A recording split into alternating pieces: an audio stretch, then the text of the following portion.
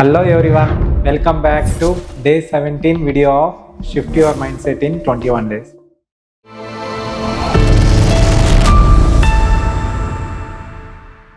ಇವತ್ತಿನ ಟಾಪಿಕ್ ಬಂದ್ಬಿಟ್ಟು the importance of affirmations, gratitude and visualisation. So ಈ ಅಫರ್ಮೇಷನ್ ಅಂದರೆ ಏನು, ಗ್ರ್ಯಾಟಿಟ್ಯೂಡ್ ಅಂದರೆ ಏನು, ವಿಜುವಲೈಸೇಷನ್ ಅಂದರೆ ಏನು ಅಂತ ಡೌಟ್ ಬರ್ತಾ ಇರ್ಬೋದು. ಮೈನ್ ಥಿಂಗ್ ಬಂದ್ಬಿಟ್ಟು ನಾನು ಇದನ್ನ ಸಿಂಪಲ್ ಆಗಿ ಹೇಳಬೇಕು ಅಂದರೆ a secret formula to achieve success and happiness ಅಂತ ಕೂಡ ಹೇಳ್ಬೋದು. ಏನಪ್ಪ ಇದು ಅಂತ ಕೇಳ್ತಾ ಇರೋದು. ಅಫರ್ಮೇಷನ್ಸ್ ಅಂತ ಅಂದರೆ ಏನು ಅಂತ ಡೌಟ್ ಬರ್ಬೋದು. ಅಫರ್ಮೇಷನ್ ಅಂದರೆ ಏನು ಅಂದರೆ ನೀವು ಏನು ಮಾಡಬೇಕು ಅಂದ್ಕೊತಾ ಇದ್ದೀರಾ ಡೈಲಿ ಆ್ಯಕ್ಟಿವಿಟೀಸಲ್ಲಿ ರುಟೀನಾಗಿ. ಫಾರ್ ಎಕ್ಸಾಂಪಲ್ ಹೇಳೋದಾದರೆ ನಾನು ಡಿಸಿಪ್ಲಿನ್ ಆಗಿರಬೇಕು, ನಾನು ಡೈಲಿ ಟಾಸ್ಕ್ನ 100% ಕಂಪ್ಲೀಟ್ ಮಾಡಬೇಕು, ಅವತ್ತೇ ಕೆಲಸನ ಮಾಡ್ಕೊತಾ ಹೋಗ್ತೀನಿ. ಮತ್ತು ನಾನು ಎಂಪಥೆಟಿಕ್ ಲಿಸ್ನರ್ ಆಗ್ತೀನಿ, ನಾನು ಯಾರೇ ಏನೇ ಹೇಳಿದ್ರು ಕೇಳೋ ಥರ ಇರ್ತೀನಿ, ನಾನು ಫೋಕಸ್ಡಾಗಿ ಇರ್ತೀನಿ, ಮತ್ತು ನಾನು ಹಾರ್ಡ್ ವರ್ಕ್ನ ನಂಬ್ತೀನಿ, ಮತ್ತು ನಾನು ಪ್ರೆಸೆಂಟಲ್ಲೇ ಇರ್ತೀನಿ. ಯಾವಾಗಲೂ ನಾನು ಪ್ರೆಸೆಂಟ್ ಏನಾಗ್ತಿದೆ ಅಂತ ಇರ್ತೀನಿ, ನನ್ನ ಗೋಲ್ಸ್ನ ನಾನು ಈ ಪೀರಿಯಡಲ್ಲಿ ಅಚೀವ್ ಮಾಡ್ತೀನಿ. ಈ ಥರ ಎಲ್ಲ ಬರಿತಾ ಹೋಗ್ತಾ ಇರೋದು ಅಫರ್ಮೇಷನ್. ಫಾರ್ ಎಕ್ಸಾಂಪಲ್ ಹೇಳಿದ್ರೆ ನಾನು ಹೇಳ್ತೀನಿ ಐ ಆಮ್ ಹಾರ್ಡ್ ವರ್ಕಿಂಗ್ ಅಂತ ಬರ್ಕೊಳ್ಳೋದು, ಮತ್ತು ಐ ಆಮ್ ಸೆಲ್ಫ್ ಡಿಸಿಪ್ಲಿನ್ ಅಂತ ಬರ್ಕೋಬೋದು, ಐ ಆಮ್ ಪೇಷನ್ಸ್ ಅಂದರೆ ನಾನು ಪೇಷನ್ಸ್ ಆಗಿರ್ತೀನಿ ಅಂತ ಬರ್ಕೋಬೋದು, ಮತ್ತು I always think about long term, ನಾನು ಲಾಂಗ್ ಟರ್ಮಲ್ಲಿ ಥಿಂಕ್ ಮಾಡ್ತೀನಿ, ಮತ್ತು I love money, money loves me, I am A money magnet ಅಂತ ಕೂಡ ಬರ್ಕೋಬೋದು.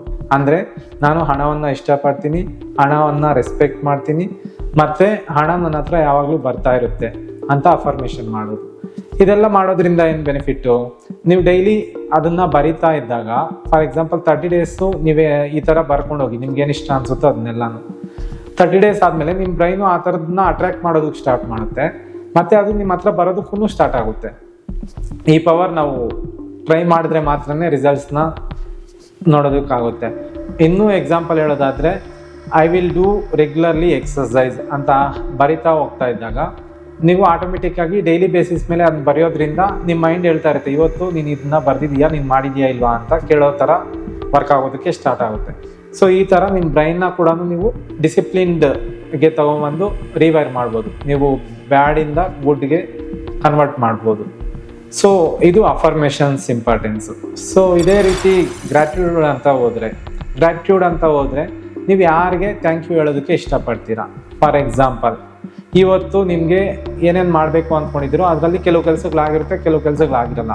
ಅಟ್ಲೀಸ್ಟ್ ಕೆಲವು ಕೆಲಸಗಳಾದರೂ ಇವತ್ತಾಗಿದೆ ಅನ್ನೋದಕ್ಕೆ ಥ್ಯಾಂಕ್ ಯು ಅಂತ ಹೇಳ್ಬೋದು. ಇನ್ನು ನಿಮ್ಮ ಮನೆಯಲ್ಲಿ ನಿನಗೆ ಒಳ್ಳೆ ಫುಡ್ ಮಾಡಿಕೊಟ್ಟಿರ್ತಾರೆ ನಿಮ್ಮ ಮದರ್ ಅಥವಾ ವೈಫು, ಅವ್ರಿಗೆ ಥ್ಯಾಂಕ್ ಯು ಹೇಳ್ಬೋದು. ಅಥವಾ ನೀವು ಒಂದು ಒಳ್ಳೆ ಮೂಮೆಂಟ್ನ ನಿಮ್ಮ ಮಕ್ಕಳ ಜೊತೆ ಸ್ಪೆಂಡ್ ಮಾಡಿರ್ತೀರ, ಅದಕ್ಕೆ thank you for this moment ಅಂತ ಕೂಡ ಹೇಳ್ಬೋದು. ಮತ್ತು ನೀವು ಅಲೈವ್ ಆಗಿದ್ದೀರಾ, thank you God I am alive ಅಂತಲೂ ಹೇಳ್ಬೋದು. ನೀವು ಹೆಲ್ತಿ ಆಗಿದ್ದರೆ thank you I am healthy ಅಂತ ಕೂಡ ಹೇಳ್ಬೋದು. ಮತ್ತು ಇದೇ ರೀತಿ ನೀವು ಏನೇನಕ್ಕೆ ಥ್ಯಾಂಕ್ ಯು ಅಂತ ಹೇಳೋದಕ್ಕೆ ಇಷ್ಟಪಡ್ತೀರೋ ಅದಕ್ಕೆಲ್ಲನೂ ಥ್ಯಾಂಕ್ ಯುನ ವ್ಯಕ್ತಪಡಿಸ್ತಾ ಗ್ರ್ಯಾಟಿಟ್ಯೂಡ್ ಅನ್ನೋದು ನಿಮ್ಮ ಗುರುಗಳಿಗೆ ಆಗಿರ್ಬೋದು, ನಿಮ್ಮ ಫ್ರೆಂಡ್ಸ್ಗಾಗಿರ್ಬೋದು, ನಿಮ್ಮ ಕಷ್ಟದಲ್ಲಿದ್ದಾಗ ಹೆಲ್ಪ್ ಮಾಡಿರೋರಿಗೆ ಆಗಿರ್ಬೋದು, ಇವ್ರಿಗೆಲ್ಲ ಒಂದು ಗ್ರ್ಯಾಟಿಟ್ಯೂಡ್ ತೋರಿಸೋ ಇದರಲ್ಲೂ ಕೂಡ ನೀವು ಇದನ್ನು ಬರಿಬೋದು. ಇದನ್ನು ಕಂಟಿನ್ಯೂಯಸ್ ಆಗಿ ನೀವು ಮೇಂಟೈನ್ ಮಾಡೋದ್ರಿಂದ ನಿಮ್ಮಲ್ಲಿ ಪಾಸಿಟಿವಿಟಿ ಅನ್ನೋದು ಹೆಚ್ಚಾಗಿ ಬರ್ತಾ ಹೋಗುತ್ತೆ.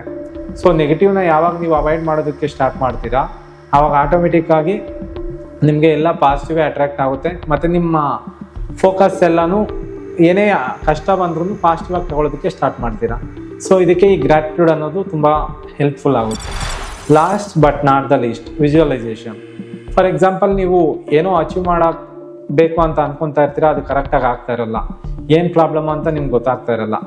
ಸೊ ಓವರಾಲ್ ಆಗಿ ಕನ್ಫ್ಯೂಷನಲ್ಲಿ ಇರ್ತೀರ. ಇದನ್ನು ನೀವು ಒಂದು ಕ್ಲೀನಾಗಿ ವಿಷನ್ ಬೋರ್ಡ್ ಥರ ಮಾಡಿಬಿಟ್ಟು ನೀವೇನು ಅಚೀವ್ ಮಾಡ್ಬೇಕು ಅಂದ್ಕೊಂಡಿದ್ದೀರಾ, ಯಾವ ಟೈಮಲ್ಲಿ ಅಚೀವ್ ಮಾಡಬೇಕು ಅಂದ್ಕೊಂಡಿದ್ದೀರಾ, ಮತ್ತು ಅದ್ರ ರಿಲೇಟೆಡ್ಡು ಕೆಲವು ಪಿಕ್ಚರ್ಸ್ ಇದ್ದರೆ ಪಿಕ್ಚರ್ಸ್ ಕೂಡ ಅದಕ್ಕೆ ಅಂಟಿಸ್ಬಿಟ್ಟು ಅದೊಂದು ಬೋರ್ಡ್ ಮೇಲೆ ಅಂಟಿಸಿ ಅದನ್ನು ಯಾವಾಗಲೂ ನೋಡ್ತಾ ಇದ್ದಾಗ, ಮತ್ತು ನೀವು ಅದನ್ನೆಲ್ಲನೂ ಡೈಲಿ ಬೇಸಿಸಲ್ಲಿ 1 or 2 ಟೈಮ್ಸು ಓದ್ತಾ ಇದ್ದಾಗ ನಿಮ್ಗೆ ಆಟೋಮೆಟಿಕ್ಕು ಅದನ್ನು ರೀಚ್ ಆಗೋದಕ್ಕೆ ಈಸಿಯಾಗಿ ಆಗುತ್ತೆ. ಇದನ್ನು ನಾವು ಪ್ರಾಕ್ಟಿಕಲಿ ಟ್ರೈ ಮಾಡಿದಾಗ ಮಾತ್ರನೇ ಅದ್ರ ರಿಸಲ್ಟ್ಸ್ ನೋಡೋದಕ್ಕೆ ಆಗುತ್ತೆ. ಸೊ ಇದನ್ನೆಲ್ಲ ಇಂಪ್ಲಿಮೆಂಟ್ ಮಾಡ್ತೀರಾ ಅಂತ ನಂಬ್ತಾ, ನಿಮ್ಮ ಒಪಿನಿಯನ್ ಇದ್ರ ಬಗ್ಗೆ ಏನು ಅಂತ ಕಾಮೆಂಟಲ್ಲಿ ತಿಳಿಸಿ. ಮತ್ತು ಇವತ್ತಿನ ವಿಡಿಯೋನ ನಾನು ಕಂಪ್ಲೀಟ್ ಮಾಡ್ತಾ ಇದ್ದೀನಿ. Let's meet in next video. Until then, goodbye. This is empowering coach Girish. I can't, we can. Together we can bring brightness in each and everyone's darkness.